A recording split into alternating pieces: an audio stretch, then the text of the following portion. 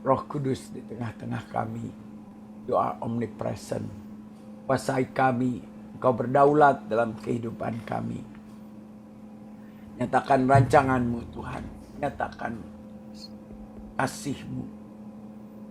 Nyatakan isi hati-Mu Tuhan. Firman-Mu ya dan amin. Tidak ada kecuali. Tetapi walaupun apapun, ya tetap ya. Tidak di atas tidak. Terpujilah namamu, dalam nama Yesus kami ucap syukur dan berdoa. Haleluya. Puji nama Tuhan. Amin. Haleluya. Oke. Nah, saya dan Pak Tony kali ini akan mengangkat topik yang lagi hangat, ya. Apa itu topik yang lagi hangat? Ya, di Indonesia ini kan topiknya yang lagi hangat ini mengenai urusan-urusan penahanan Pak KC, seluk-beluknya, utek-uteknya, sampai ke bagian-bagian masalah kecil-kecilnya, ya, kasih makan, itu menjadi masalah. Ternyata di kejadian seperti ini sebenarnya mengungkapkan, ya, menyingkapkan, ya Pak Tony, ya, menyingkapkan apa ya, Mamon, menyingkapkan siapa mereka sebenarnya, siapa orang-orang di balik ini sebenarnya, ya. Ini keren nih, ya.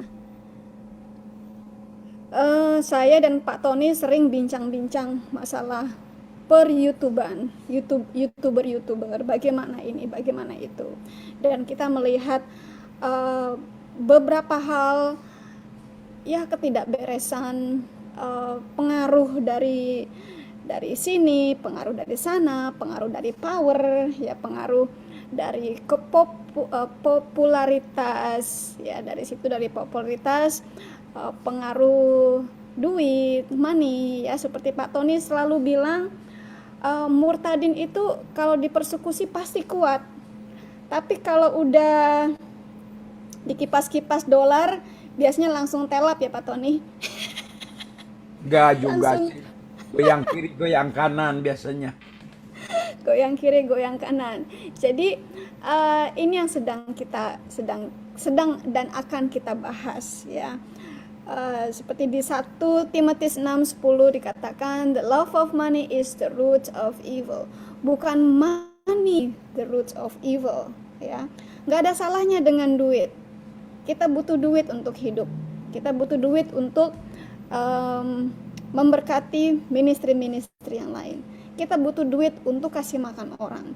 Kita butuh duit untuk preaching the gospel, spreading the good news. Kita butuh duit untuk menyekolahkan anak. Tapi kecintaan terhadap duit itu yang menjadi masalah, dan Tuhan sangat membenci hal ini.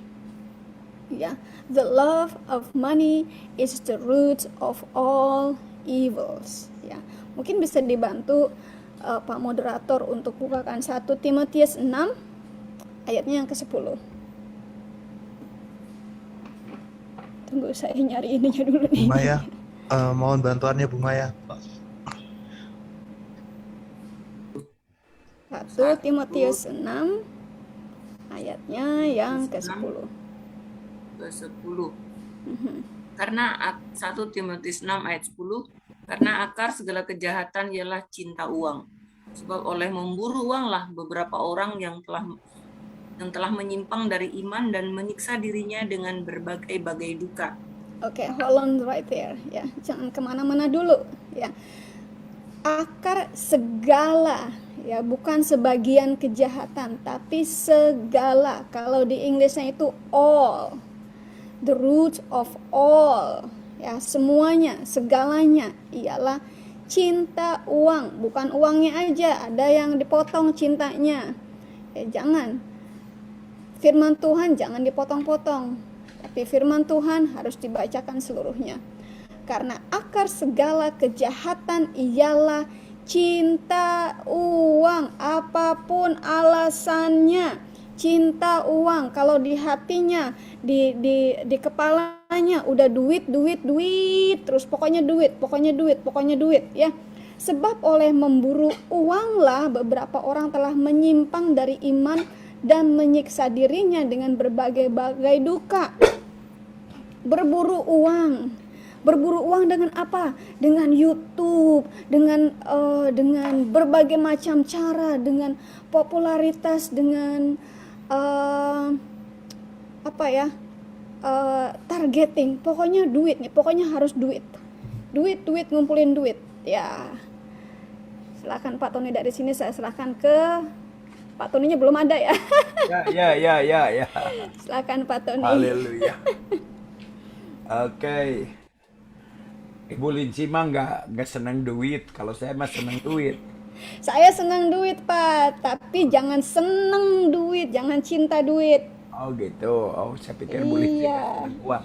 Saya senang uang. Saya butuh duit, tapi saya nggak cinta sama duit. Ya. Ya, saya senang uang. Kalau jangan sungkan-sungkan. Kalau enggak, just kidding. Yuk kita baca di Matius 4, satu perikop. Ya. Pencobaan di padang gurun. Matius 4 dari ayat 1 sampai 11. Oke, Matius 4 ayat 1 sampai 11. Maka Yesus dibawa oleh Roh ke padang gurun untuk mencobai iblis. Dan setelah berpuasa 40 hari dan 40 malam, akhirnya laparlah Yesus. Yesus dikatakan tidak haus. Banyak orang menafsirkan katanya berarti Yesus juga 40 hari dia minum, kan ya, dikatakan tidak lapar. Biarlah para teolog berandai-andai, tapi ya firman Tuhan ya dan amin. Lalu datanglah si pencoba itu berkata kepadanya, "Jika engkau anak Allah, perintahkanlah supaya batu-batu ini menjadi roti." Itu ada tertulis, manusia hidup bukan roti saja, tetapi dari setiap firman yang keluar dari mulut Allah. Wah. Kemudian iblis membawanya ke kota suci dan menempatkannya dia di hubungan bait Allah. Lalu berkata kepadanya, "Jika engkau anak Allah, jatuhkanlah dirimu ke bawah. Sebab apa tertulis mengenai engkau, Ia akan memerintahkan malaikat-malaikatnya dan mereka akan menentang engkau di atas tangannya supaya kakimu jangan terantuk kepada batu." Oke. 7. Yesus berkata kepadanya, "Ada pula tertulis, janganlah engkau mencobai Tuhan Allahmu." Dan iblis membawanya pula ke atas gunung yang sangat tinggi dan memperlihatkanlah kepadanya semua kerajaan dunia dengan kemegahannya. Dan berkata kepadanya, "Semua itu akan kuberikan kepadamu jika engkau sujud menyembah aku." Maka berkatalah Yesus kepadanya, "Iblis, sebab ada tertulis jika harus menyembah Tuhan Allahmu dan hanya kepada Dia sajalah, lalu kau berbakti." Lalu iblis meninggalkan dia dan lihatlah malaikat-malaikatnya datang melayani Yesus. Saudara kekasih, hari-hari ini, bukan hari-hari ini, semenjak YouTuber berbicara, hamba-hamba Tuhan berbicara di YouTube, oh ngeri sekali ya, pemimpin-pemimpin gereja besar sesat menyesatkan. Yo, semuanya pakai firman Tuhan, beda doktrin sesat, beda doktrin sesat. Ya, dasarnya firman Tuhan. Saudara kasih, kalau saudara berbicara firman, ini kan firman Tuhan, iblis juga tahu firman Tuhan. Coba perhatikan baik-baik. Yesus berbicara dengan siapa? Dengan iblis. Dicobainya, iblis gak bilang, "Menurut saya." Enggak. Iblis bawa firman Tuhan. Jadi jangan mentang-mentang kita pakai firman Tuhan, kita benar. Firman Tuhannya sih benar. Ya, bagaimana cara kita menyampaikannya? Motivasi kita menyampaikannya. Banyak orang berbicara Roh Kudus perpuluhan mengenai pro dan kontra. Itu firman Tuhan. Tergantung kita neken-nekennya. Kalau nggak bayar perpuluhan, kamu perampok. Nah, kan motivasinya kemana? Ya, saya bayar perpuluhan, saya mengajarkan perpuluhan, dan saya tidak dapat uang dari perpuluhan. Ya, waktu di Bali, ya saya bergabung dengan satu gereja. Jemaatnya nggak pakai sendal, nggak punya sendal. Saya ajarin perpuluhan sampai pada tanya, kamu ini gila Tuhan, katanya. Jemaat gue nggak punya sendal. Wah, saya bilang, kamu punyanya apa? Singkong. Ya singkongnya dibayar perpuluhan. Ya, nggak punya singkong juga. Punya apa? Punya daun singkongnya. Daun singkongnya bayar perpuluhan kepada Tuhan. Ya, karena motivasi saya supaya mereka diberkati. Ya, sebulan kemudian itu gereja warna-warni. Kenapa? Diberkati, baju merah, baju kuning. Taulah orang kampung. Ya, terganti. Jangan kita mempertahankan firman Tuhan, membenarkan diri dengan firman Tuhan. Ya, tapi firman Tuhan dinyatakan dengan hati yang tulus, yang suci. Nah, itu awalnya. Nah, tadi dikatakan kita jelas ya. Yesus berbicara dengan iblis. Nggak ditengking tuh iblis. Karena ada 4 tingkatan iblis itu. Ya, yang paling atas itu roh pemerintahan. Ya, yaitu si Lucifer sendiri. Sekaranglah waktu oleh darah anak domba, firman Tuhan di kitab Wahyu dikatakan, sekarang telah tiba keselamatan dan kuasa dan pemerintahan Allah kita yang akan mengelak pemerintahan si iblis itu. Hari-hari ini antikris sudah ada di pemerintahan. Ya, di Amerika jangan, kan kita harus nurut sama pemerintah. Pemerintah yang mana dulu? Ya, antikris itu kita mau nurut. Para kekasih, hati-hati. Ya, yang mana dulu mau menyembah Daniel, Sadrak, Mesak dan Abednego. Ya, ada hal sesuatu yang disuruh untuk tunduk kepada yang berlawanan dengan Alkitab. Ya, rela dicampakkan ke buah singa atau ke dapur api. Ya. Nah, jadi kembali lagi, kalau kita harus percaya kepada LGBT atau itu, kita mengasihi mereka, melayani. Barang siapa yang melakukan dan setuju harus dihukum mati. Ya. Nah, saudara kekasih. Oke. Nah, jadi kembali lagi. Setelah 40 hari nggak ditengking. Ada saatnya Lucifer ditengking. Orang gila langsung ditengking. Ya, roh penghulu langsung ditengking. Ada saatnya di akhir zaman. Ya, Isa Al-Masih, ada Dajjal, iblis bermata satu, hanya Imam Mahdi, Isa Al-Masih yang bisa mengalahkan si Dajjal bermata satu lagi, karena kita berbicara di murtadin nih. Ya, pertama setelah 40 hari dicobain. Jika engkau anak Allah, jatuhkan. Jangan mencobai. Iblis pakai firman loh. Ya. Ya, kedua, jika engkau anak Allah, bikin batu jadi roti. Dijawab oleh firman. Nah, yang ketiga, jika engkau mau, katanya, kuberikan segalanya. Wah, apa emas, perak, dan permata. Ya, lalu Yesus mengatakan, aduh puji Tuhan berkat nih, gue dikasih berkat nih. Tidak. Tipis antara berkat dan mamon. Ya, Yesus, ya. Nah, hari-hari ini diusir, tapi banyak orang Kristen hamba Tuhan. Aduh, berkat nih. Berkat, puji Tuhan. Kuduskan, sucikan. Udah tahu uang haram. Jangan dikuduskan, disucikan. Ya. Nggak ada Robin Hood. Robin Hood itu ngerampok dulu. Udah ngerampok baru bagi-bagi. Nggak ada Robin Hood. Nabi Robin Hood nggak ada di Alkitab. Ya. Nah, itu kan dicobai. Gemetar kita dicobain. Karena ya, siapa sih butuh, suka, dan cinta itu ada kelasnya. Ya, Allahku akan memberikan segala keperluanmu. Nah, bukan keinginanmu.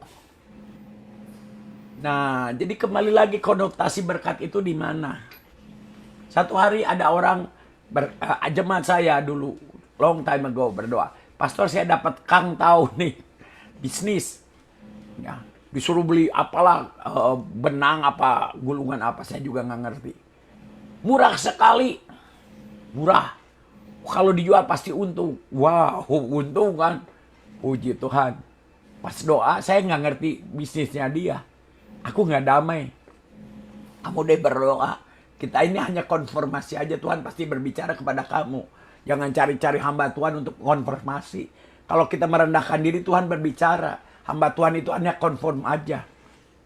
Aku sih nggak damai, ya terserah kamu mau dijalankan atau nggak dijalankan. Puji Tuhan dia nggak dijalankan. Ternyata barang murah itu barang curian.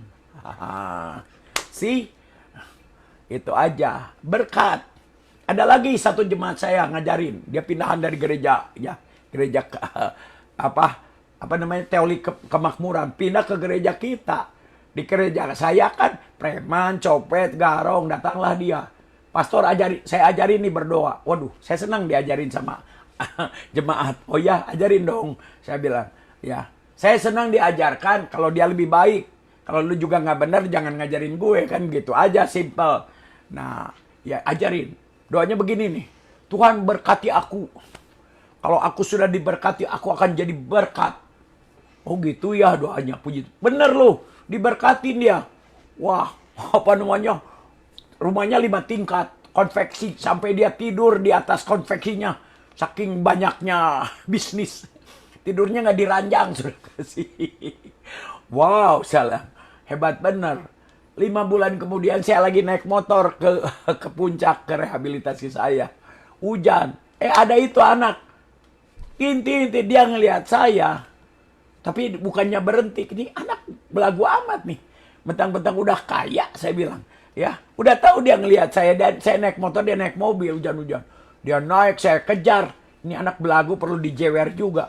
Waktu saya samperin, ternyata bukan istrinya yang di sebelahnya. Another woman. Nah, sering kita bernasar. Nasar itu, saudara kekasih, nasar itu didengar dengan Tuhan. Jangan kau bernasar jika engkau tidak melakukannya. Tapi nasar itu berjanji dengan Tuhan, didengarin. Biasanya nasar Tuhan udah diberkati mah, lupa janjinya mau ngasih 50 juta jadi 5 juta. Lupa banyak kebaktian yang lain. Digoda akhirnya. Seperti Ananias dan Safira ya Pak ya. Ya. Nah, saudara kekasih, ya kembali lagi ada banyak sekarang di gereja ini, ya janji iman, janji iman. Saya tidak berbicara gereja A, B, C, D. Yang saya tahu Tuhan ngajarin jangan berjanji. Kecuali ya Tuhan mengasihi orang yang memberi dengan sukacita. Nah kita suruh berjanji. Ya. Jemaat yang nggak sanggup membayar janjinya. Ya. Udah bernazar. Ayo janji iman buat gereja. Gedung gereja. Di tengah-tengah. Nggak bisa bayar janjinya. Mereka berdosa, masuk neraka. Siapa yang tanggung jawab? Pemimpinnya. Tuhan bilang kok jangan berjanji, suruh berjanji. Yang saya tahu dia bahasa Inggrisnya itu seed faith, bukan janji iman. Bibit iman. Beda dengan janji. Tuhan suruh gak boleh janji, kita ngajarin suruh janji lagi. Bahaya. Menjadi pendeta, menjadi pemimpin itu tanggung jawab. Jemaat masuk surga, masuk neraka itu karena ajaran kita. Nah, kita ngajarin bukan karena knowledge kita. Yang diajarkan itu firman Tuhan. Tetapi hati kita di mana? Kalau kita nggak tulus, nggak murni, ya kembali lagi jangan. Oh kan ini firman Tuhan, betul firman Tuhan. Ya setan juga pakai firman Tuhan, hati-hati. Biarlah kita mendelivery firman Tuhan itu. Nah jadi tipis sekali antara mamon dan ini satu lagi saya mau bertanya nih. Duit itu, uang itu berkat atau kutuk? Saya mau tanya dulu nih. Berkat atau kutuk? Oh berkat, puji Tuhan. Oh kutuk, bisa jadi. Saya punya, biasanya staf saya suka datang ke orang-orang tua di narkoba. Oh pastor, jangan sebut namanya lah. Anggap aja fiktif nih. Mama, orang tuanya si boy ini kaya banget. Ini fiktif namanya. Oh ya, saya bilang. Swimming poolnya Olympic size. Waduh, saya bilang. Mobilnya 10 dibungkus. Kalau mobil dibungkus itu, wah mobil mahal.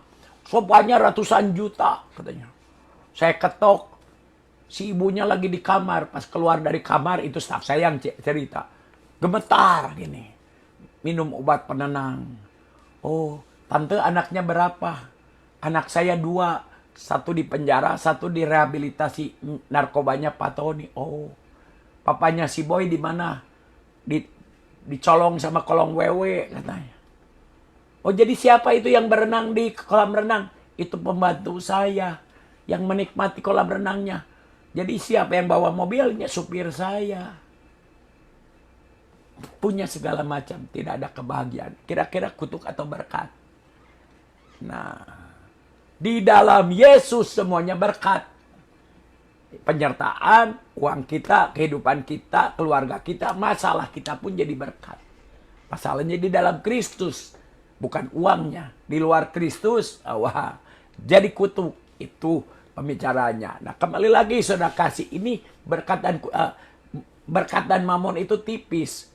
Ya, Alkitab dengan jelas, barang siapa yang ingin kaya, you are on trouble. Tadi ingin kaya, kalau ingin berkat, waduh, ya ingin kaya juga. Nah, siapa sih yang nggak pengen kaya? Beda tipis ya Pak ya. Tipis, beda tipis. Nah, saudara kekasih, hati-hati. Ya, dulu saya ini aktivis dari umur 16 tahun. Kenapa saya keluar dari Indonesia? Ya, karena saya melihat ini pemerintah nggak benar. Ya, semua di zaman saya orang yang pakai baju batik, pakai safari itu mayoritas koruptor. Ya, tetapi dengan bangganya, oh saya bisnis dengan keluarga Bambang Cendana lah. Udah tahu, seluruh dunia tahu dia tuh koruptor nomor 1 di dunia. Bahkan orang Kristen pun dengan bangganya, ya, bergaul dengan penjahat.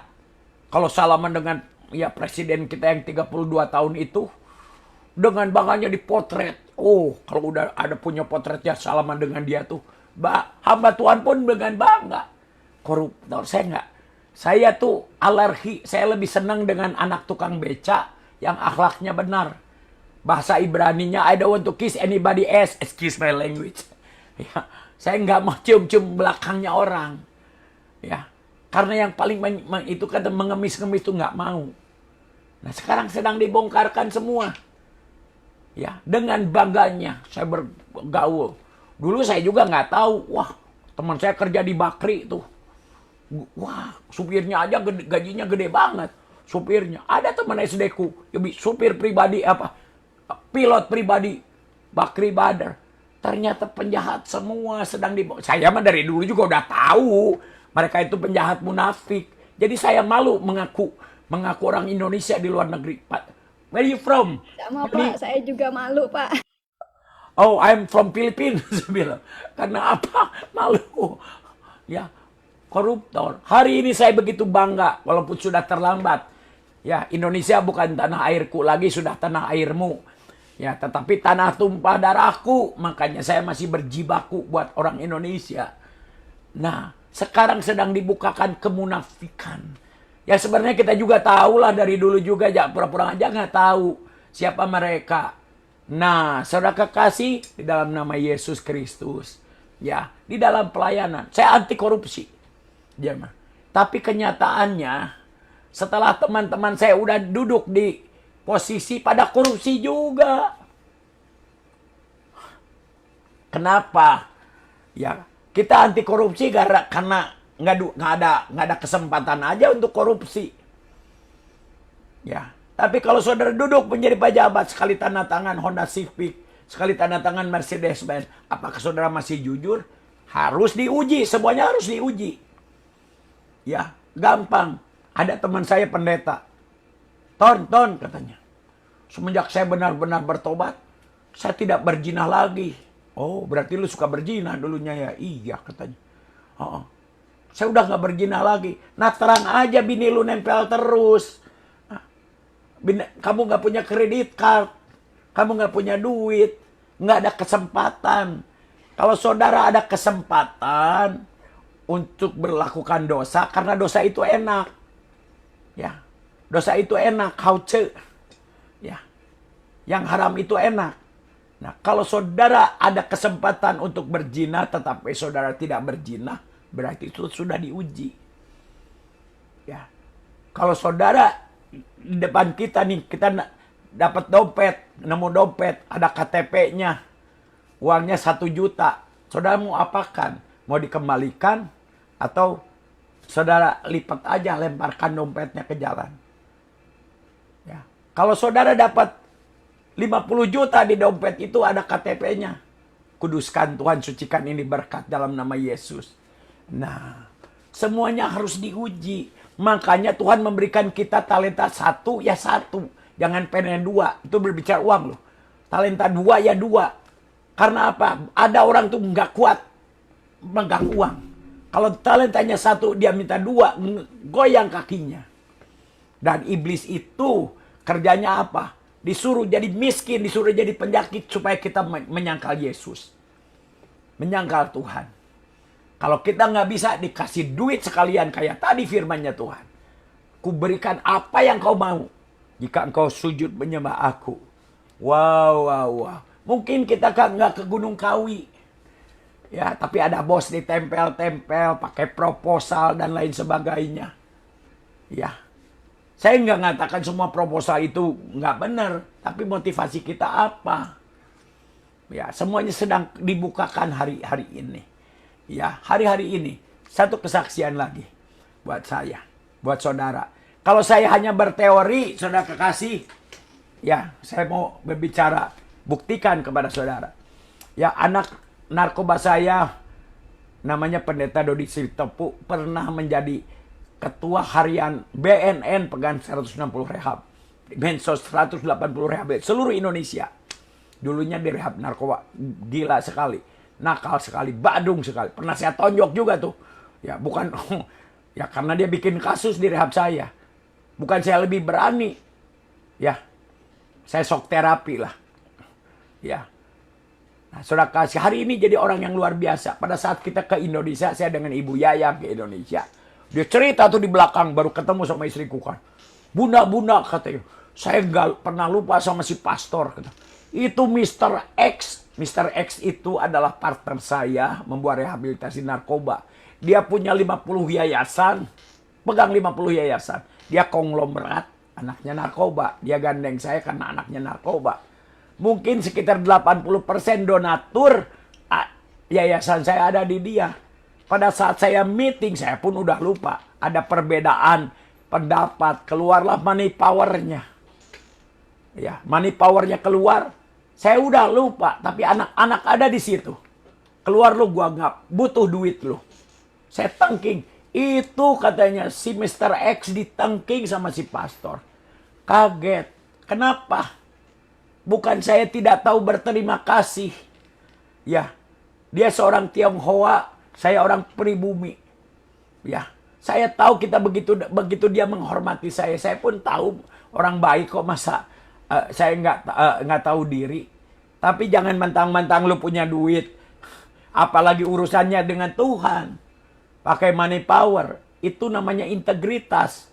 Kalau Pendeta Dodi Sitopu, bukan saya take a credit. Kalau anak-anak mereka look up to me, kenapa? Melihat satu integritas. Ya, ditawarin 700 juta. Ada dana dari luar negeri. Wah, puji Tuhan dong. Ya, dia bikin salah dengan staf saya. Aku tegur juga. Hilanglah 700 juta. Puji nama Tuhan, gak ada dia pun rehabilitasi saya masih jalan. Satu-satunya rehab di Indonesia yang gak pakai tarif saridonya. Bukan karena saya sopalan, bukan saya gak punya duit. Semua staf saya digaji, gak ada gaji pelayanan. Saya orang terakhir dapat gaji. Kalau hari ini, ya, saudara akan melihat, ya, semua untuk kemuliaan Allah.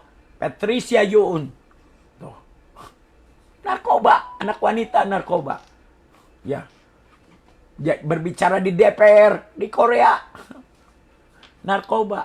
Itu karena apa? Semuanya. Kalau kita melayani, udah. Ya, kalau saya mau cari duit, saya ini manajer 5-star hotel, ngapain saya jadi pendeta? Ya, kalau saya mau jadi duit yang nggak halal, yang haram, ngapain saya jadi pendeta? Saya nggak buka rehabilitasi buat cari duit. Gede duitnya tuh rehabilitasi narkoba tuh. Jutaan per bulannya. Ya, saya jadi drug dealer aja. Lebih kaya kok. Nah, supaya jelas kita. Ya, ini hamba Tuhan bawa nama Yesus loh. Kalung salib digantung-gantung. Ya, Tuhan Yesus memberkati. Silakan, Bu Linsi. Terima kasih Pak Tony kesaksiannya yang kita sering dengar ya. Tadi Pak Tony bilang kesempatan untuk korupsi, ya. Kesempatan bukan cuma untuk korupsi, ya. Yesus dicobai oleh setan, menawarkan, nih gue kasih kesempatan lu untuk jadi orang kaya, nih gue kasih kesempatan buat lu nih, ya. Kadang-kadang tipis sekali ya antara kesempatan dan cobaan, ya, tipis banget. Wah, ini kesempatan nih buat begini, padahal itu adalah cobaan, ya. Bisa jadi itu bukan dua-duanya, tapi jebakan agar kita melihat seperti kesempatan atau melihat seperti berkat, lalu kita masuk, ya. Ini sekarang nih di dunia YouTuber ini lagi heboh kan ya sekarang, masalah PKC, masalah dana, ada yang mensabotase dana, ada yang mengklaim semua dana harus melalui satu pintu, ya. Ada yang mengklaim mempatenkan diri sebagai satu-satunya donatur, satu-satunya pintu untuk PKC. Guess what? Dari situ aja orang biasa bisa melihat kenapa satu-satunya, kenapa dari situ dia kan bukan Yesus yang menjadi satu-satunya savior kan, satu-satunya juru selamat, ya. Orang ini bukan juru selamatnya Pak KC. I'm sorry to say, saya merasa merinding istilahnya, mengerikan sekali. Ya, kalau hanya segelintir duit lalu maunya menguasai semuanya, sangat disayangkan. Padahal, ya, saya di pihak internasional juga saya menahan donasi, Pak. Saya bilang jangan dulu. Ya, saya tahan nih donasinya. Ya, ada juga yang dari Paul Zhang kan, tahan dulu. Ya. Sekarang gini, kalau di sebuah organisasi, ya, harus jelas kemana keluar masuknya dana tersebut, ya, untuk apa saja, harus jelas. Karena apa? Itu bukan uang pribadi, itu uang orang, jadi harus ada pertanggungjawabannya, harus jelas kemana seliwurannya. Transparansi. Nah, kalau misalnya saya, ya, semua donasi masuk melalui saya, rekening saya, yang nyatet semuanya saya, sekretarisnya saya, bendaharanya saya bisa bawa kabur kan? Atau bisa bilang, oh ini nggak ada pemasukan, padahal ada pemasukan dari hati yang paling dalam. Kalau memang kita mau jujur pada diri sendiri, ya, kalau kita mau jujur, saya tekankan kejujuran. Kalau kita mau jujur kepada diri sendiri, ya, donasi bisa masuk melalui mana saja. Ada pengacara kan, diminta semua pengacara untuk pro bono, artinya nggak dibayar. Tapi kenapa masih minta donasi? Setahu saya, pengacara, kalau kita mau donasi yang besar, itu karena ada biaya besar seperti biaya pengacara, ya, itu biaya paling besar, biaya sidang, ya. Di sini sekali sidang itu bisa $1.000 sekali sidang aja tanpa biaya pengacara. Nggak tahu kalau di Indonesia. Harusnya ke situ, pikirkan ke situ. Saya nggak ngerti apa maksud dari hanya satu pintu saja. Ya, buat saya ini mengerikan. Ya, ada firman yang mengatakan, mulutmu menyembahku, tapi hatimu tidak bersamaku. Ya, bisa jadi seperti itu. Hatinya sudah kemana-mana, pemikirannya sudah kemana-mana, ya. Yang saya dengar ya, mobilnya baru, baru ganti, bukan baru tapi ganti lagi yang lebih besar. Haduh. Kita bukan yang ngegosip ya, tapi kita cross check. Kenapa? Kita kan sama-sama Kristuber, sama-sama Christian YouTuber, sama-sama orang percaya, sama-sama pendeta. Ada baiknya ya kita saling mengkoreksi. Diundang aja udah nggak mau datang. Saya undang, orang tersebut tidak mau datang, tidak ada respon. Ya, semuanya kita kalau mau jadi terang itu harus transparansi. Kehidupan kita, gereja kita. Zaman sekarang mah gampang. Zaman dulu kan susah cari bukti itu. Dipencet aja. Ya, zaman 15 tahun, 20 tahun yang lalu mengenai korupsi, kalau mau bisa aja. Ya, sekarang ini aduh, gampang sekali lah nangkep narkoba, nangkep bandar gampang. Telepon bisa disadap, cyber atau apa. Ya, kenapa Muhammad Kece gampang disadapnya? Itu bandar narkoba itu gampang sekali disadapnya. Ya nggak usah bangga kalau memang niat. Ya, nah kembali lagi, sudah kasih saya akan bacakan di 1 ya. Bagian kitanya tadi kan firman Tuhannya. Ya. Kita lihat yuk di Mazmur 37 ayatnya ke-25. Mazmur 37 ayatnya ke-25. Moderator. Ya. Saya sudah hafal di dalam kepala. Dahulu aku muda, sekarang telah menjadi tua. Tetapi tidak pernah kulihat orang benar, bukan orang benghar. Kalau orang benghar itu bahasa Ibrani, orang kaya. Orang benar, bukan orang benghar. Ditinggalkan atau anak cucunya meminta-minta roti. Artinya apa? Orang benar itu tidak pernah meminta. Apapun judulnya, kalau kita yang suka minta-minta itu nggak benar. Nggak usah ditafsirkan ahli-ahli tafsir. Orang benar tidak pernah meminta roti. Ya, nah itu dasar aja. Judulnya siapapun juga, banyak orang kaya juga meminta-minta pegang kaki. Aduh tolongin Pak Tony, sampai mengemis-kemis. Nah, makanya puji Tuhan. Tolong Pak Tony keluarin saya dari Indonesia ya Pak ya. Ya, sudah kekasih. Ya, puji Tuhan secara general saya belum lihat juga sih gereja bikin kolektif di jalan. Ya. Persam kolektifnya di jalan belum ada.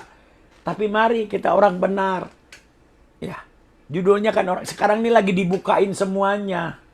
Kalau mau ngecek, waktu saya saya orang pertama masuk ke Banda Aceh waktu tsunami. Sering saya saksikan di mana-mana. Ya. Pertama lagi saya doa di mobil, goyang mobil saya. Jangan-jangan ini ada mobil saya yang setirnya kan anak narkoba suka selebor juga ya. Jangan-jangan ini anak saya. Ternyata gempa bumi. Waktu saya datang ke gereja mereka turun dari tingkat berapa saya nggak tahu tuh. Lupa saya.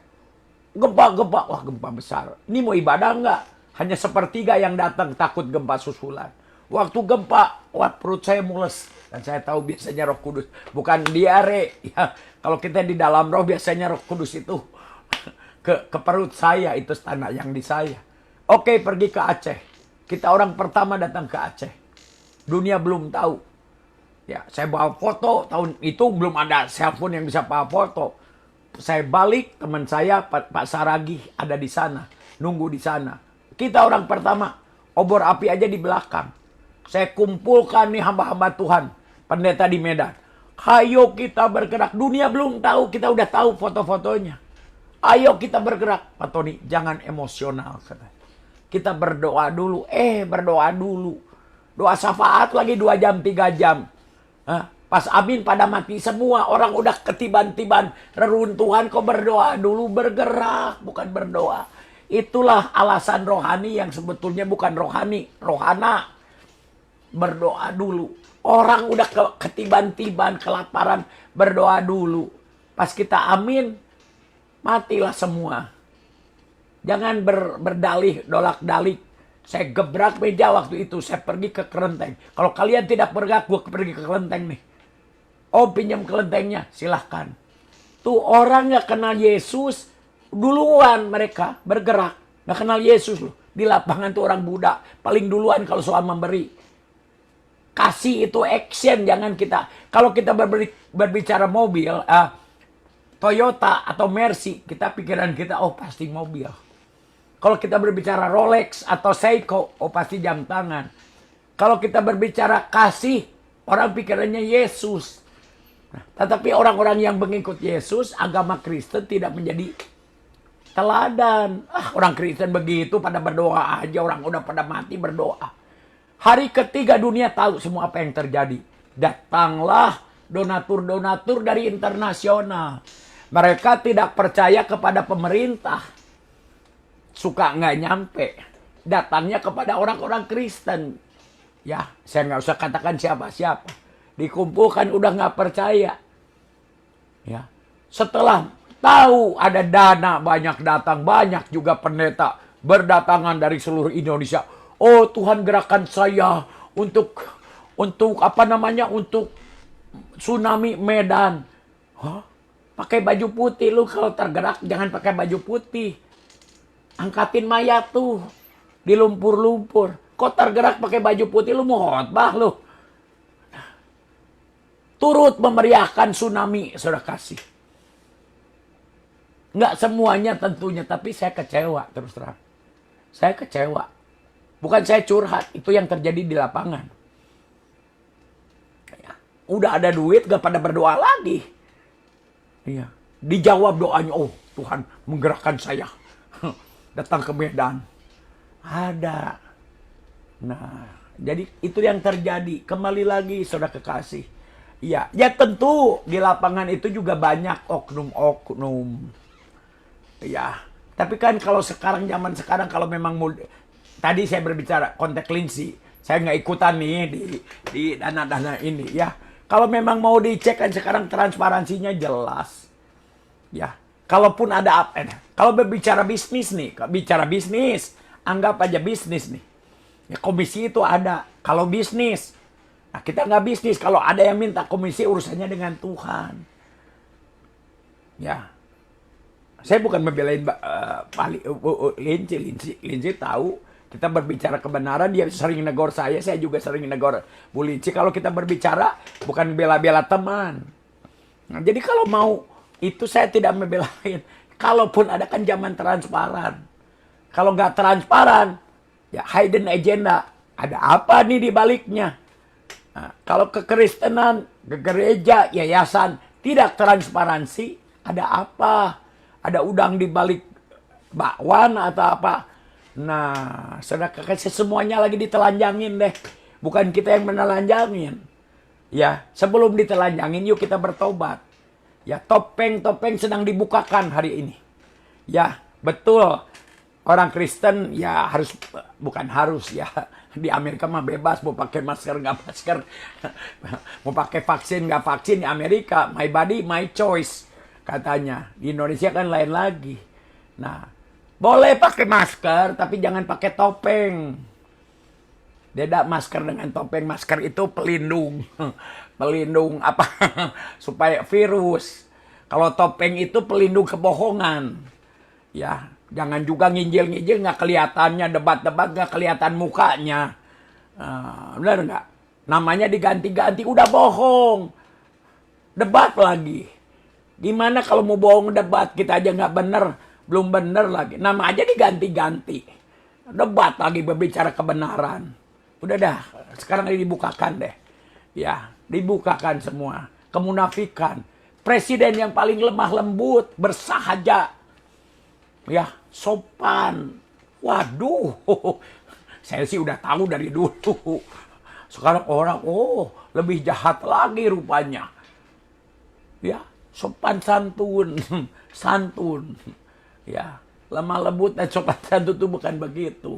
Transparansi. Ya, transparansi. Jadi kembali lagi saudara kasih, kelihatan sendirilah. Nanti berurusan yuk kita merendahkan diri aja, jangan dibukakan semuanya. Ya. Orang yang takut akan Tuhan tidak akan dipermalukan. Itu aja.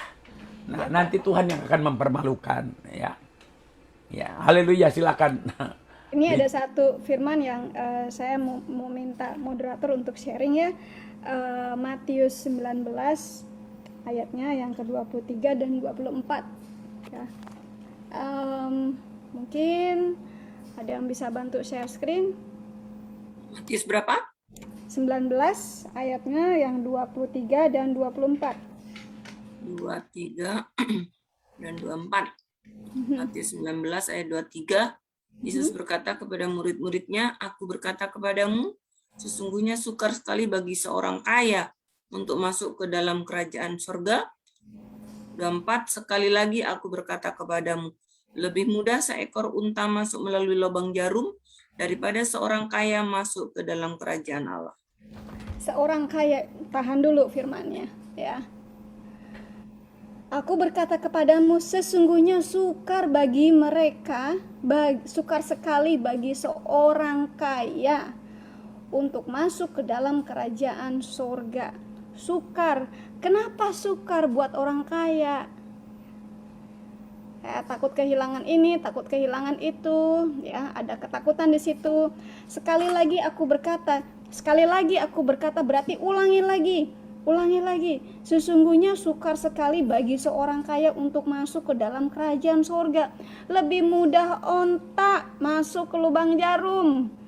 Nah, ini kalau secara natural kan nggak masuk akal ya. Ya, tapi ada di sini. Ya. Orang kaya, orang yang punya duit, orang yang punya kekayaan, punya aset, biasanya untuk melakukan hal-hal apapun, mikirin dulu asetnya.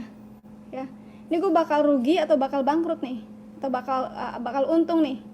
Ya. Kalau aku melakukan hal seperti ini, apakah gue bakal bangkrut nih? Kalau gue nanti ditangkap, gimana dengan aset gue nanti nih? Kalau gue begini, gimana dengan duit gue? Gimana dengan kekayaan gue? Gimana dengan kekayaannya dulu, asetnya dulu yang dipikirin, ya. Tapi bukan jiwa manusia dulu dipikirin. Kalau aku melakukan seperti ini, wah aku bakal populer. Kalau aku populer, aku pasti dapat duit, aku pasti dapat masukan, aku pasti dapat ini. Wah kalau aku nggak begini, wah nanti aku nggak begitu ya. Yang dipikirannya itu dulu, duitnya dulu, asetnya dulu dipikirin, ya. Ya saya mau ke luar negeri, tapi gimana dengan aset saya? Masih ingat ceritanya Pak? Ya kalau gitu saya nggak usah keluar negeri lah, di sini aja. Tapi selalu minta, selalu pengen. Ya sorry to say, saya udah di sini dulu sebelum saya murtadin. Sebelum saya murtadin, saya udah ada di sini dulu. Saya udah menikmati dolar dulu. Saya nggak kaget sama dolar sejak muda, sejak saya masih di Indonesia, gaji saya gaji dolar. Pegawai negeri masih punya gaji 150.000. Saya gajinya udah 3 juta. Itu zaman dulu. Jadi, nah sekarang ini banyak yang kaget ya. Yang dulunya bukan siapa-siapa tiba-tiba jadi populer, jadi bintang film ya, jadi bintang YouTube, jadi kaget ngelihat duit ya, kaget ngelihat duit free ya. Istilahnya beda ya antara orang yang kerja keras lalu menghasilkan dari kerja tersebut dengan yang seperti kita lihat gampang sekali dapat duit, bang, donasi, tantangannya lebih besar. Mungkin bukan tantangan tapi cobaan, atau mungkin juga bukan cobaan, bukan tantangan tapi jebakan. Ini yang kita mesti orang Kristen ya harus bisa memilah, membedakan antara jebakan dan cobaan ya. Kalau lagi miskin dibilangnya ya ini cobaan kita ya. Giliran lagi kaya dibilangnya wah ini berkat kita. Who knows? Kekayaan bisa juga menjadi cobaan. Kita dicoba dengan kekayaan kita. Itu lebih sulit daripada orang miskin dicobai. Karena kalau orang miskin apalagi yang mau mishandling ya. Tapi kalau kita sudah punya duit, banyak mishandlingnya, banyak penyalahgunaan ya, bahasa Indonesianya penyalahgunaannya. Ya, jadi orang kaya Alkitab loh, orang kaya susah masuk surga bagaikan unta masuk lubang jarum. Jadi di Israel itu ada satu pintu namanya pintu lubang jarum. Kalau unta boleh masuk ke sana, jadi unta itu harus duduk ke bawah dulu masuknya. Sulit sekali, pintu lubang jarum itu kecil, tapi bisa masuk, tapi susah. Nah, jadi kalau orang kaya itu kan untanya banyak barangnya, harus diturunkan dulu barang-barangnya, baru untanya masuk. Susah, tapi bisa, bukan nggak bisa, susah. Nah, jadi kembali lagi, pada saat saya, hampir semua orang tahu pelayanan saya, orang miskin, orang hina, orang sakit. Kenapa? Itulah hati Tuhan di situ, yang punya kerajaan Allah itu orang miskin dan orang hina. Pada saat kita melayani orang hina, orang miskin, orang kaya kejar-kejar saya, bukan saya sombong. Orang kaya ngejar-kejar saya. Ini banyak kesaksiannya. Ya. Ya, orang kaya ngejar, kita nggak usah ngejar orang kaya. Itulah, carilah kerajaan Allah dahulu. Satu kali saya di Facebook posting saya melayani di Full Gospel di Jakarta, di Pasar Baru dan di Tomang, yang mereka tahu konotasinya, wah orang-orang hebat semua, konglomerat. Salah lagi, melayani orang miskin dikecam juga, melayani orang kaya dikecam juga. Saya bilang, wah Pastor Tony sekarang melayani konglomerat, katanya orang-orang kaya. Justru orang kaya yang harus dilayani. Konglomerat, karena apa? Yang susah masuk surga itu orang kaya. Makanya harus dilayani. Ya, dengan hati yang tulus. Itu yang susahnya, bukan orang kayanya. Ya, ya udahlah, jangan tegur saya nih, saya kasih. Nah, nggak bisa. Tadi saya udah katakan, salah bener ya tangking aja, tegur aja. Oh pakai hikmat, katanya nanti donatur kita kabur. Tulus seperti ular. Tulus seperti ular. Bukan tulus seperti merpati. Saudara kekasih, kalau orang miskin, orang sakit, itu mah gampang bertobatnya. Udah sakit, udah miskin, udah ya. Tapi orang kaya itu susah, makanya perlu ditengking. Perlu ditengking, jangan sampai nanti Tuhan yang khotbah. Nah, jadi kembali lagi. Satu ayat lagi tolong ya. Di Yakobus 3 ayatnya ke-16. Yakobus 3 ayatnya yang ke-16. 16. Yakobus 3 ayat 16. Sebab di mana ada iri hati dan mementingkan diri sendiri, di situ ada kekacauan dan segala macam perbuatan jahat. Di mana ada iri hati, ya, di situ ada kekacauan. Iri hati itu di dalam bahasa aslinya kampungan. Ya, saudara kekasih, karuhun saya orang Tasik. Ya, mama saya lahir di Jakarta, tapi kakek nenek saya. Waktu saya kecil saya ke Tasik, ya, ada satu kampung belum ada listrik, ada kulkas. Oh, kok nggak ada listrik? Ada kulkas. Saya buka kulkasnya, bukan makanan, baju. Kenapa ibu beli kulkas? Karena ada orang sana beli kulkas, saya kan bisa mampu beli kulkas. Zaman dulu ada radio 1 ban, 2 ban, 3 ban. Ya. Ada satu orang punya radio 1 ban. Tetangganya sebelahnya punya radio 3 ban. Panas dingin. Sakit demam. Ya.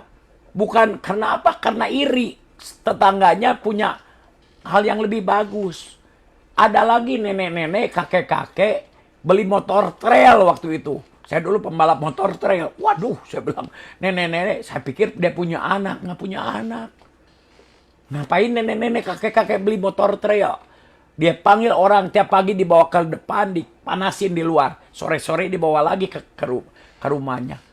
Ngeliatin zaman itu motor trail itu udah hebat sekali. Tuh. ya tidak berfungsi. Ya, kalau di Indonesia brand name itu untuk sesuatu status. Ya, rumahnya di gang juga pakai Gucci, pakai apa. Ya, mau lihat kan status di luar negeri mah emang gua pikirin lu pakai Gucci, pakai apa? Ya, enggak, status kita bukan kekayaan kita. Ya, karena kurang dihargain. Di mana ada iri hati, di situ ada kekacauan. Akar daripada kejahatan iri. Oh ya, iri dan sombong itu 11-12. Ya. 11-12 artinya apa? Jika engkau hatimu terganggu, ya, melihat orang sombong, iri juga kan? Berarti kamu sombong juga. Nah, lo itu kata Amsal lo. Nanti belum saya cari ayatnya. Jika hatimu terganggu melihat orang sombong, kamu pun sombong. Nah, si itu mah sombong ya. Kita pun sombong. Aduh, saudara kekasih. Dalam sekali firman Tuhan tuh hikmatnya. Jadi udah jangan iri hati deh. Puji Tuhan. Ya, diberkati puji Tuhan. Malah jangan kau mengingini juga. Nah, itu yang terjadi hari-hari ini. Tanpa sadar mereka membuka aibnya sendiri. Ya, semuanya sedang dibukakan. Ya, kalau aibnya sendiri sih nggak apa-apa. Tapi kan kita jadi ke bawah-bawah juga. Dan begitu katanya orang Kristen tuh. Begitu murtadin. Tidak semua murtadin. Kayak nggak semua ya. Kita murtadin. Malu bikin orang-orang murtadin. Nggak semua. Ya. Nggak semua. Ya betul ada banyak oknumnya. Nah, semuanya sedang dilihat dari buahnya. Semuanya sedang dibukakan, tidak ada yang terselubung. Ya ada juga yang ke Israel, bagus ke Israel. Ya, membawa itulah, semua diberkati. Sampai hari ini, bukan saya nggak pengen, bukan nggak iri hati juga. Banyak orang pastor ke Israel, waktunya Tuhan. Karena dulu saya alergi. Ya, orang pertama tahun 95 mempromosikan Israel itu Ibu Sandra, almarhum orang Amerika. Gimana saya buka persekutuan. Pastor Tony, you have to go to Israel. Why? Wah, luar biasa. Saya juga pengen dong ke Israel. Saya sudah dibaptis 3 kali ke Israel. Nanti sekali lagi, next 4 kali. Hah? Emang kenapa? Kalau sudah dibaptis di Israel, segar katanya. Di sungai Yordan. What? Bahasanya rohani sekali, kelakuannya rohana. Saudara kekasih, kalau mau dibaptis, ya, baptisan itu punya kuasa. Saya bukan tipe orang pendebat. Debat baptis Islam, percik. Baptisan itu ada kuasanya. Ya. Karena apa? Dikuburkan. Baptiso deep into the water. Saya tidak setuju dengan dipermandikan. Karena kalau mandi, saya mandi 2 kali sehari. Baptiso itu deep into the water. Kuasa dosanya dikuburkan. Yang kita mau buat baik nggak bisa jadi baik. Yang kita nggak mau UUD jadi UUD juga. Itu juga kuasa dosa itu. Ya, kita tahu akar kejahatan itu uang. Tapi enak juga ada uang juga. Itu kuasa dosa juga. Dikuburkan. Ya. Dan dibangkitkan. Bersama kebangkitannya Yesus. Karena Yesus mati di kayu salib. Dia ambil kunci. Kunci apa? Kunci dosa itu. Nah, itu arti dari baptisannya. Dan doa orang benar, pendetanya juga harus benar. Karena 2 orang gembala itu. Gembala yang baik dan gembala upahan. Gembala yang baik itu rela mati buat dombanya. Jangan lockdown, jemaat kelaparan tuh. Bukan kebalik ya Pak ya? Hah? Bukan kebalik ya? Iya. Bukan mematikan orang biar saya... Iya. Gembala yang baik tuh rela mati buat Rela dombanya. mati buat dombanya. Kalau nggak berani mati buat dombanya, jangan jadi gembala. Jadinya gembala upahan. Simple. Syaratnya apa? Bukan sekolah Alkitab, STH, bukan. Alkitab belum mengatakan Yesus, gembala yang baik tuh rela mati buat dombanya. Kalau nggak rela mati, jangan jadi gembala deh. Malu Anda. Nah, itu gembala yang baik. Nah, si orangnya pun harus bertobat. Doa orang benar kalau dengan yakin besar kuasanya. Jadi pada saat dibaptis itu, mau di sungai Ciliwung, mau di sungai Cikapundung, nggak usah ke sungai Yordan. Ada kuasanya. Ya nggak salah ke sana juga. Ya nggak salah juga dibaptis ulang karena untuk renew. Nggak ada juga dilarang dibaptis ulang. Tapi yang membuat kuasa itu gembalanya harus benar, firmannya jelas, dua orang berdasarkan. Yang bertobatnya harus bertobat. Ya, nah itu bukan ke sana 3 kali 4 kali. Ya, mari yang membaptiskannya pendeta ngetop. Waduh, itu kan semakin pendetanya ngetop semakin harganya juga mahal juga. Mari saudara kasih, kita jangan menunjuk kiri kanan tetapi ya, yuk nanti jangan dipermalukan deh. Semuanya sedang dibukakan. Ya kembali lagi kan kepada hatinya. Cuman ya kalau kita berbicara bukan saya terganggu. Saudara kasih, yuk sebelum dipermalukan sama Tuhan, ayolah kita kita merendahkan diri karena orang yang takut akan Tuhan itu tidak akan dipermalukan. Malu kan nanti ya, dan bikin malu aja. Ya, bikin malu aja. Saya nggak pernah malu menyaksikan saya bekas penjahat. Ya, lebih baik bekas penjahat daripada yang mempermalukan Tuhan. Jangan bikin malu. Memberkati, jangan minta-minta. Orang Kristen begitu, maunya gratis, buy one get one free, diskon. Memberi. Ayo dong, diskon dong. Ini kan buat pelayanan. Ini kan buat gereja. Aduh, kok Yesus minta-minta? Memberi, jangan ditawar. Berapa nih harganya? Goceng go. Nih gua kasih goceng nih. Puji Tuhan kan. Wah bener. Jangan ngasih goceng juga. Tuhan Yesus memberkati. Lu ngasih goceng aja bawa nama gue, kata Tuhan Yesus. Ngasih cetiau nih. Nih Tuhan Yesus memberkati. Haleluya. Oh bener juga nih Yesus. Ngasih goceng aja Tuhan Yesus memberkati. Tapi bukan masalah goceng cetiaunya. Memberi yang terbaik itu yang Tuhan perhitungkan. Haleluya. Puji nama Tuhan. Oke, kita udah 1 jam ya. Kita bisa cover next week ya.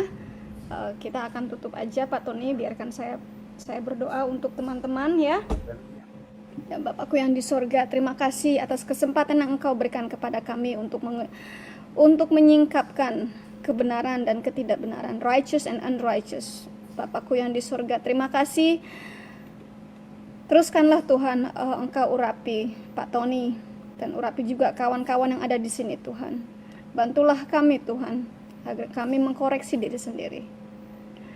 Tuhan, biarkan Engkau yang menyingkapkan segala kebohongan, segala penipuan, segala kejahatan, segala cinta uang. Biar Engkau saja Tuhan yang melakukannya. Terima kasih Tuhan atas waktu, nafas, kesehatan yang Engkau berikan. Karena kesehatan saat ini begitu berharga Tuhan.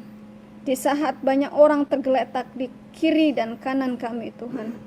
Entah itu karena COVID atau karena sakit penyakit Tuhan. Engkau masih memberikan kami kesehatan yang luar biasa. Dan kemampuan kami Tuhan untuk tetap memberitakan kebenaran. Bapakku yang di surga, I put a hedge of protection over all of us here in the Zoom and YouTube channel, on the Facebook. Bapakku yang di surga, terima kasih.